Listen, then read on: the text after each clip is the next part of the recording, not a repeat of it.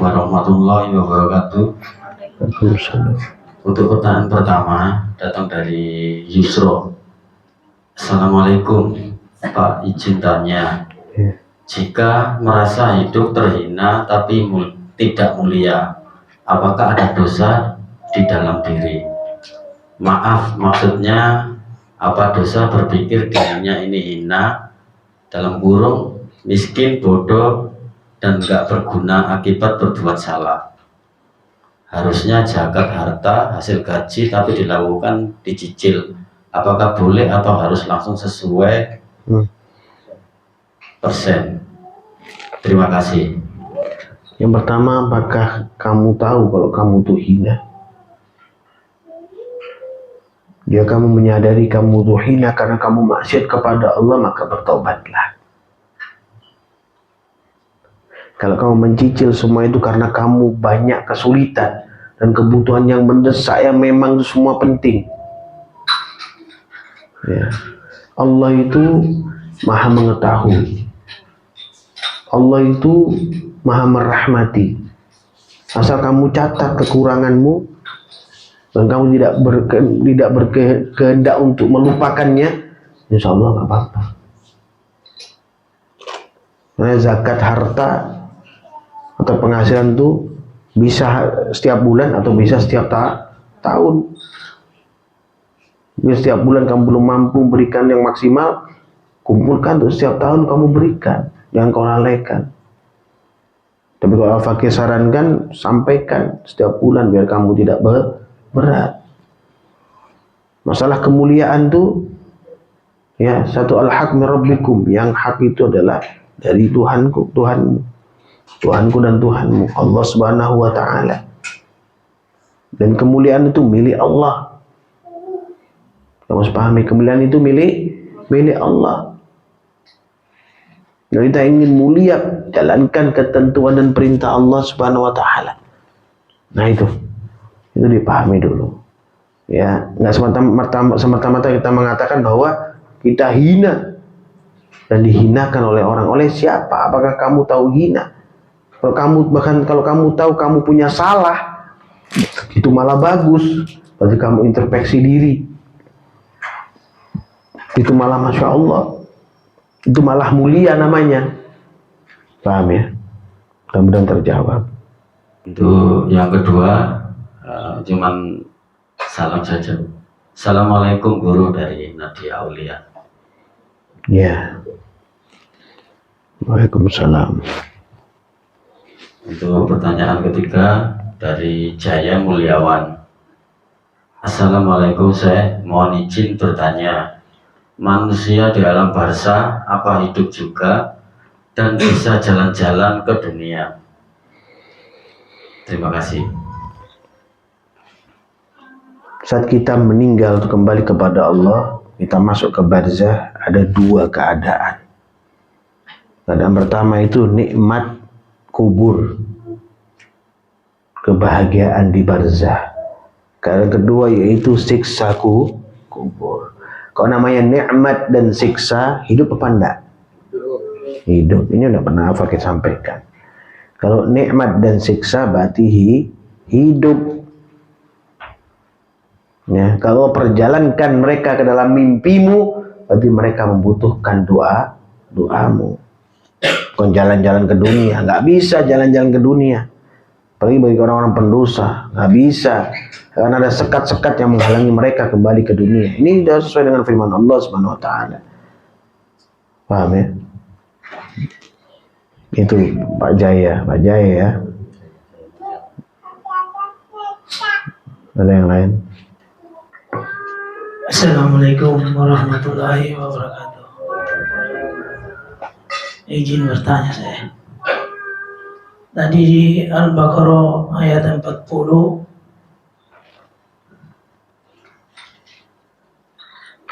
yang saya ingin tanya, penuhilah janjimu kepadaku, kepada Allah. Yang dimaksud dengan ayat ini, apakah sama dengan yang di An-Nahl ayat 95? Asyhadu an la ilaha illallah, melaksanakan sholat, menunaikan zakat, atau penuhilah janjimu pada waktu masih di kandungan yang kita berjanji kepada Allah, yang kata Habib.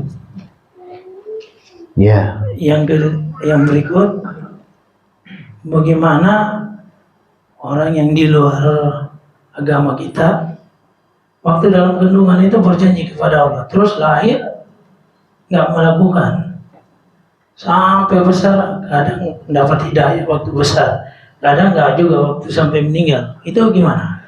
Terima kasih. Wassalamualaikum warahmatullahi wabarakatuh. Waalaikumsalam warahmatullahi wabarakatuh. Ya,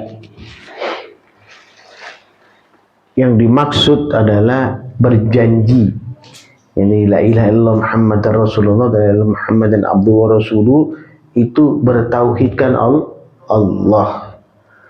Ya, menyembah Allah Subhanahu wa taala, tidak ingkar kepada Allah, tidak bermaksiat kepada Allah, tetap yakin dalam ajaran agama Islam.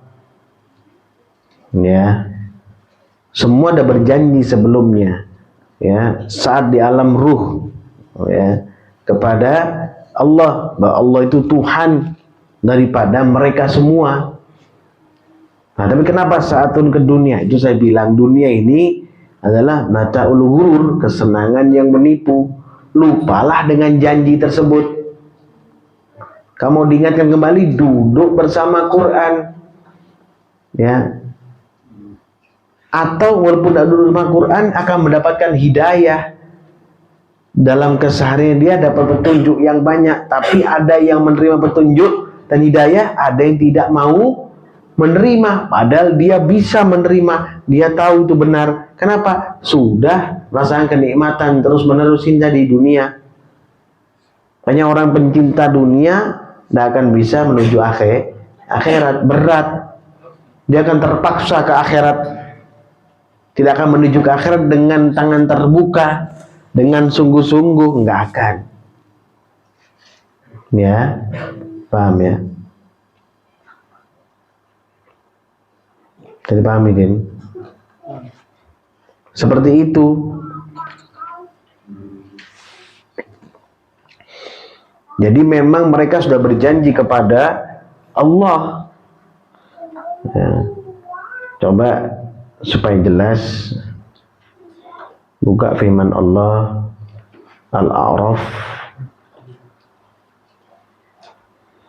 ayat 172 173. Bacaan.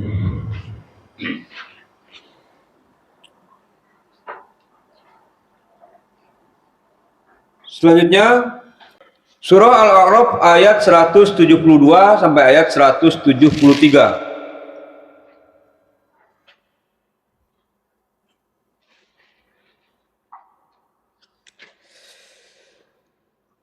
A'udzu billahi minasy syaithanir rajim. Bismillahirrahmanirrahim.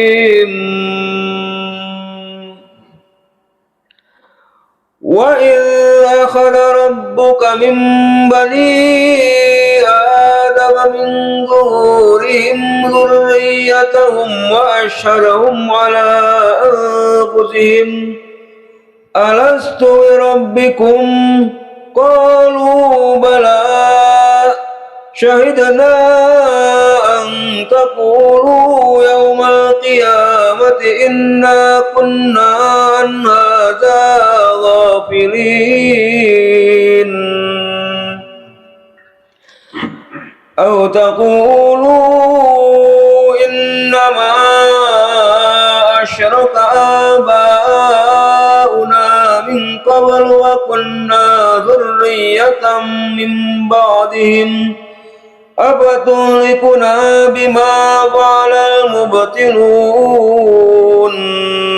Sadaqallahul azim. Allahumma arhamna bil Qur'an. Artinya, dan ingatlah ketika Tuhanmu mengeluarkan dari sulbi tulang belakang anak cucu Adam, keturunan mereka, dan Allah mengambil kesaksian terhadap roh mereka seraya berfirman, "Bukankah aku ini Tuhanmu?" Mereka menjawab, "Betul, Engkau Tuhan kami. Kami bersaksi, kami lakukan yang demikian itu agar di hari kiamat kamu tidak mengatakan, sesungguhnya ketika itu kami lengah terhadap ini.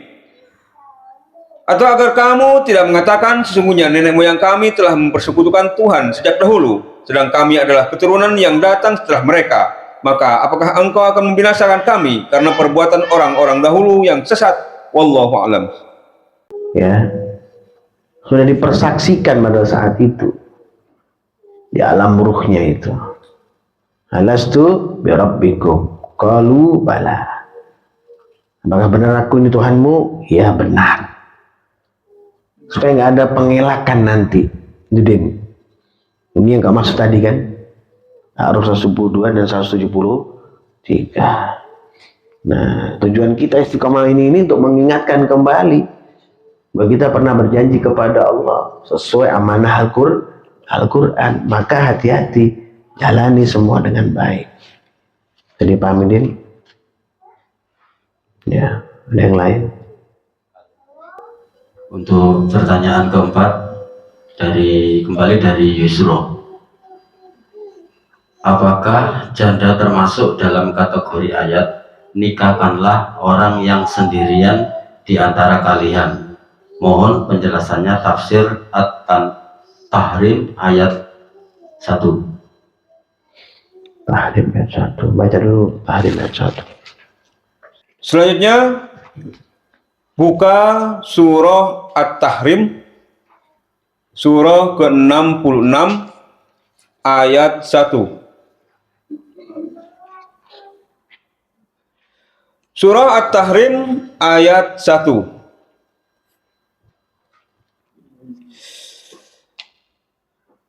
A'udzu billahi minasy syaithanir rajim. Bismillahirrahmanirrahim. Ya ayyuhan nabiyyu lima tuharrimu ma halallahu lak tabtaghi mardata azwajik wallahu ghafurur rahim. Shadaqallahul azim. Allahumma arhamna bil Qur'an. Artinya, wahai Nabi, mengapa engkau mengharamkan apa yang dihalalkan Allah bagimu? Engkau ingin menyenangkan hati istri-istrimu, dan Allah Maha Pengampun, Maha Penyayang. Wallahu a'lam. Ya, ini yang dimaksud, yang diharamkan dulu itu madu gitu loh. Ya. Sebelumnya, maka turunlah firman ini, ya. Tapi Al-Faqih tidak menafsirkan ini. Cuma yang maksud ini adalah seperti yang Allah perintahkan dan diperbolehkan di An-Nisa ayat 3 itu. Allah perintahkan, Allah perbolehkan. Ya, kalau istri-istri berarti lebih daripada satu maksudnya gitu. Disampaikan na'udzubillahi minasyaitonir rajim, wa in khiftum alla tuqsitu fil yatama fankihu ma taba lakum minan nisa'i mathna wa thulatha wa ruba' fa in khiftum alla ta'dilu fawahidatan aw ma malakat aymanukum dzalika adna alla ta'udun.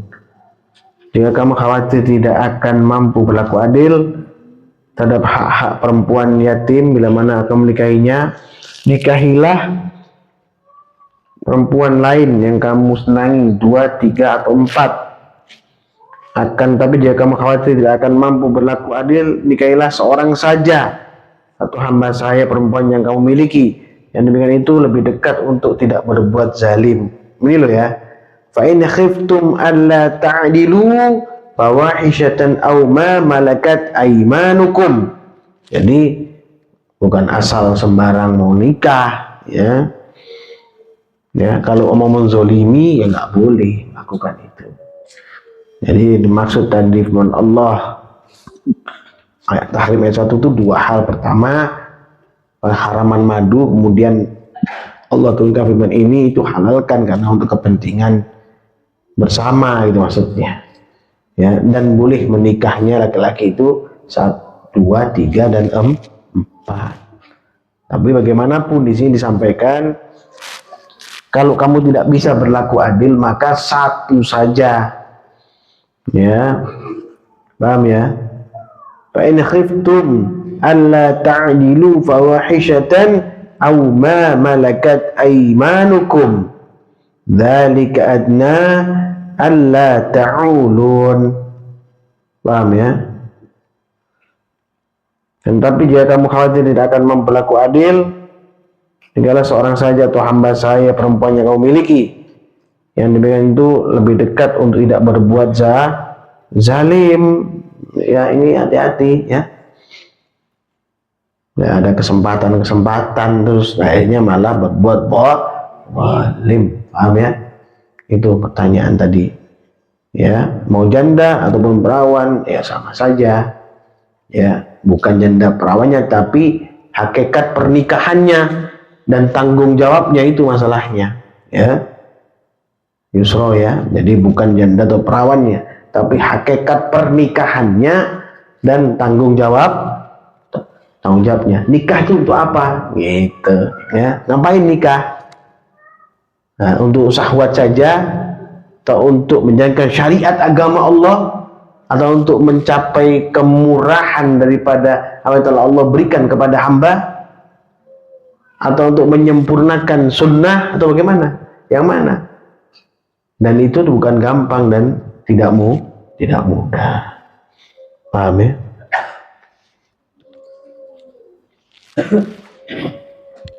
Untuk yang kelima dari Nadia Aulia.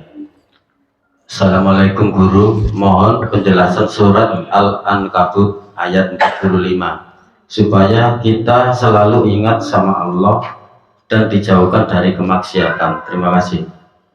Bacaan terakhir ya. Selanjutnya buka surah Al-Ankabut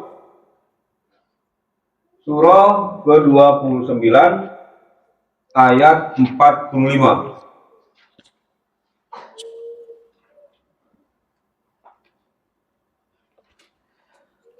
Surah Al-Ankabut ayat 45.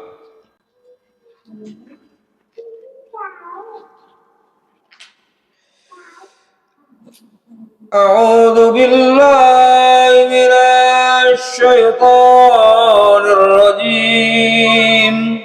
Bismillahirrahmanirrahim.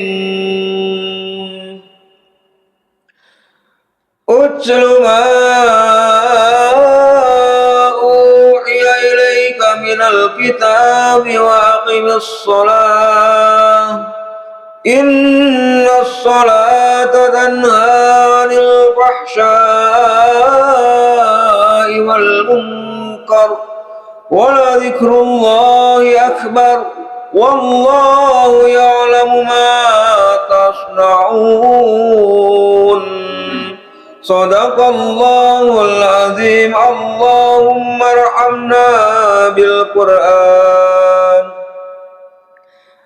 Artinya, bacalah kitab Al-Quran yang telah diwahyukan kepadamu Nabi Muhammad SAW dan laksanakanlah sholat. Sesungguhnya sholat itu mencegah dari perbuatan keji dan mungkar. Dan ketahuilah, mengingat Allah, sholat itu lebih besar keutamannya dari ibadah yang lain. Allah mengetahui apa yang kamu kerjakan. Wallahu a'lam. Ini loh tadabbur Quran ini loh. Bacalah Quran sana itu tadabbur Quran, pelajari, fahami, laksanakan Quran. Ya, dan pengejawatan yang paling sempurna yang setelah kita belajar Quran adalah pelaksanaan sholat dan riyadhah yang berhubungan dengan sholat. Itu yang lebih utama. Ya, ini udah sering saya sampaikan untuk Bogi Suyanto. Bukan sekali, tapi sering. Ya, makanya isumastaqamu sana itu adalah Al-Quran ini untuk di majelis ini. Maka tatanazzalu alaihimul malaikah. Allah turunkan rahmat berupa malaikat yang mendampingi, bukan syaitan. Tapi hati-hati, jangan mencampur adukan antara hak dan batil. Jangan berbicara sesuatu yang nggak kamu ketahui atau nggak kita ketahui. Mengeluarkan kata-kata tidak benar dari mulutnya sehingga membuat suatu permasalahan kepada orang lain. A'udzubillah tsumma na'udzubillah. Ya, itu perlu dipahami. Ya, Bogi. Jadi seperti itu. Tadabbur Quran ini adalah apa? Pembelajaran Al-Quran. Baca Al-Quran itu sambil belajar. Ya, membuka, memahami isi Quran, melaksanakan perintah Allah dalam Al-Quran. Dan perintah Allah dalam Al-Quran yang terbaik itu adalah sholat. Makanya Al-Fakir sampaikan kepada kalian, sholatlah malam, bacalah Quran menjelang subuh. Berdoalah memohon karunia Allah. Di sana akan ada apa? Akan ada pertolongan Allah. Kau baca Quran, setelah kamu sholat hajat atau tahajud, akan ada pertolongan Allah. Insya Allah makbul doamu, dilaksanakan atau tidak, kan begitu. Ya, mudah-mudahan dipahami.